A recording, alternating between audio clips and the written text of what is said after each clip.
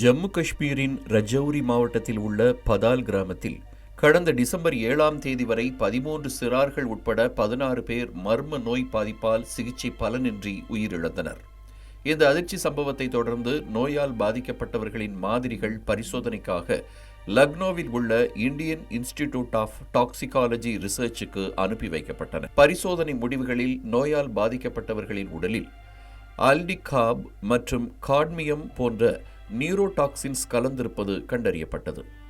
இந்த நியூரோடாக்சின்கள் மத்திய நரம்பு மண்டலத்தை தாக்குவதால் உயிரிழப்பு ஏற்படுவதும் பரிசோதனையில் தெரியவந்தது.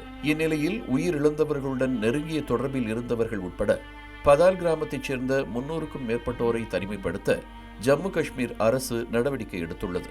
ரஜௌரியில் உள்ள அரசு நர்சிங் கல்லூரி, அரசு மேல்நிலைப்பள்ளி மற்றும் அரசு மருத்துவக் கல்லூரிகளில் அவர்கள் அனைவரும் தனித்தனியாக தனிமைப்படுத்தப்பட்டுள்ளதாக காவல்துறை துணை ஆணையர் அபிஷேக் சர்மா தெரிவித்தார்.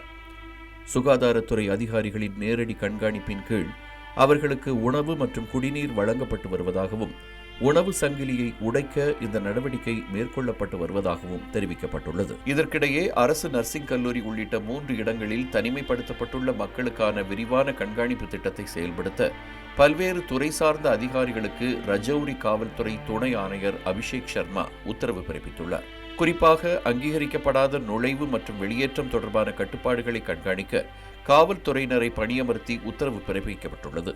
அதேபோல அரசு நர்சிங் கல்லூரியில் 24 மணி நேரமும் மருத்துவர்கள் பணியில் இருப்பதை உறுதி செய்யுமாறு கல்லூரி முதல்வருக்கு உத்தரவிடப்பட்டுள்ளது.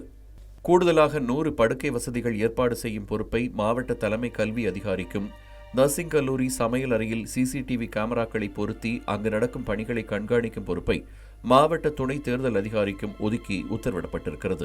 இந்நிலையில் கடந்த 2 நாட்களில் மேலும் 5 பேர் நோய் அறிகுறிகளுடன் ரஜௌரி அரசு மருத்துவமனையில் அனுமதிக்கப்பட்டுள்ளனர்.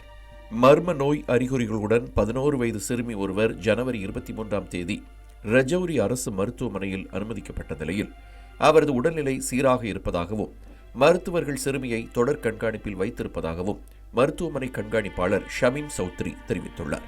நோய் பாதிப்புக்குள்ளான பதால் கிராமத்தை 3 பகுதிகளாக பிரித்து அவற்றை கட்டுப்படுத்தப்பட்ட மண்டலமாக அறிவித்துள்ள ஜம்மு காஷ்மீர் அரசு அங்கு நோய் தடுப்பு நடவடிக்கைகளை மேற்கொள்ளவும் சுகாதாரத்துறை மூலம் நடவடிக்கை எடுத்து வருகிறது.